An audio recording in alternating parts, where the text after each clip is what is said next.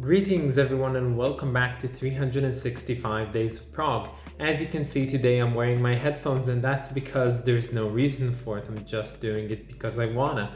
And today we're gonna be reviewing the album Tock by the band Gazpacho. Hi, my name's Naomi.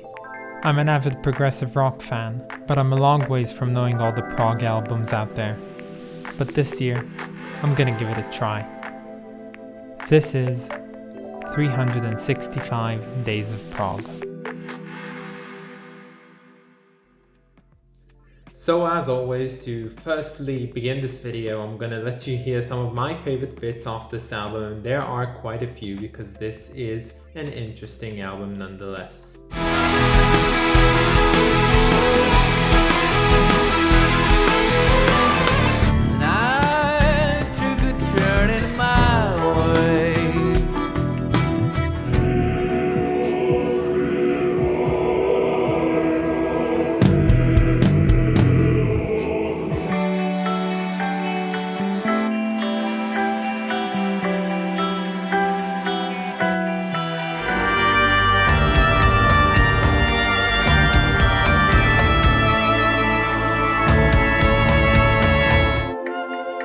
Heart was set to lose. The nerves called out for blood. So, this album is called Tock and it's by the band Gazpacho. Now, this album is a concept album and it's based on a book known as Wind, Sands and Stars, and it's written by a French pilot who crash landed back in 1935 in the Sahara Desert with his co-pilot, and he wrote about their experiences about the 4 days stranded in the desert before they were rescued. Now, if this story seems kind of familiar to some of you, that is because it is a basis for another well-known story, which is The Little Prince. So right from the get-go, I have to say that this album is really neo-prog. Now, you could classify prog in many different ways. Of course, there's the classic prog rock, and there's prog pop, and there's like prog progressive metal and everything, but this one is neo-prog. Now, neo-prog, in its essence, it means that it's prog music made to basically accomplish the style that is most relevant, at least in modern day music. And this is really evident on this album. Most of it, actually a lot of it, and a lot of the singing and the instrumentation and the ambient sounds, they really sound, to me at least, like Radiohead music. Now, I am not a big Radiohead fan, but I do know their vibe, and I think this album really fits that vibe as well. So if you're a Radiohead fan, you might really want to check this album out. So I have to give giant, enormous, gigantuan props to this album for creating a great ambience.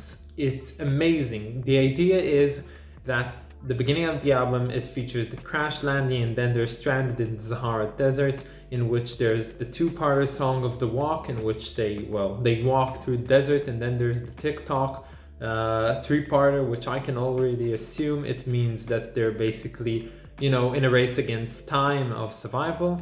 And all the ambience that is created within those 5 tracks, they're really amazing.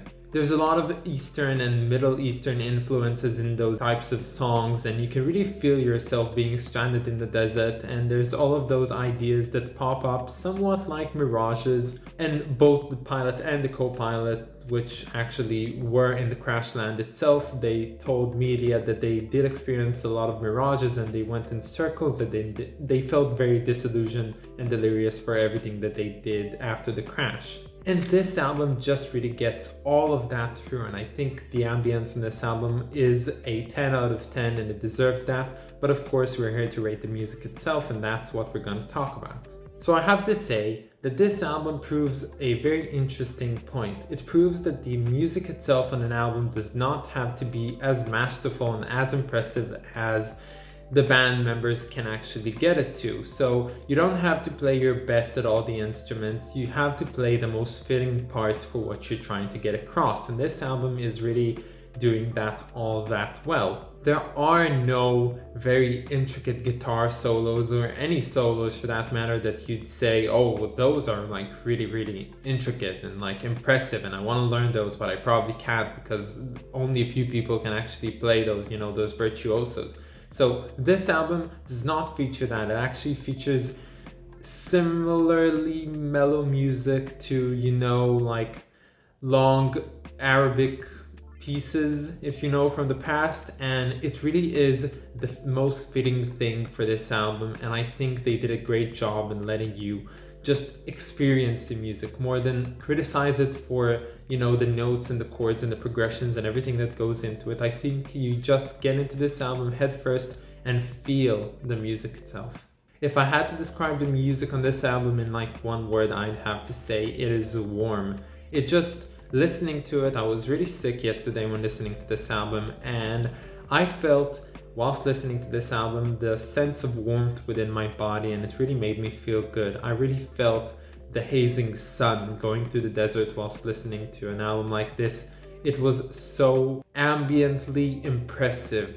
I don't know how to describe it with more words, so I'm just gonna say that you'll experience it when you hear it yourself, and I think this album really deserves some more recognition. Although I'm talking beautiful words about this album, I have to say that it does kind of fall short. I don't think it's as impressive as it could have been, and I think there's not a lot to catch on to. So if you're not in the right mood for an album like this, it might just, you know, you might just zoom out from an album like this, and it's totally understandable because it is something to experience, and some of us don't actually sit down and listen to music all the time to really delve into it. Some of us do it on the way and like with other things in the background. And I think this album is not meant for those moments. But who am I to say, like, I don't know, maybe this is like the most perfect album for doing other things than just having it in the background. But I think that delving into this album and actually listening to it and paying your time to it is really the best and preferred way. So before I give you the rating, I have to talk about the cover. Now the cover is very, very simplistic. Like yesterday's album, we have the white background and we have something on it. As I see it, I'm not entirely sure, but as I see it, it seems there's a man in the desert and he's encircled by a sun, and I think that really encapsulates everything that this album tries to tell the viewer what's going to be in the album itself. I find this album to be kind of similar to the cover of Larkstogs in Aspic, if you know, by King Crimson. They really do share some similarities, and I think that's pretty cool. But overall, this album receives a splendid and pretty warm 7 out of 10 for me. I think it's a good album and I enjoyed listening to it, and in the right mindset, it's a fantastic listen all throughout. So stay tuned for tomorrow where we'll be listening to the Parallax 2 Future Sequence by the band Between the Buried and Me. That was a mouthful, so stay tuned for that. It's gonna be a blast. And I'll see you all tomorrow. Bye guys.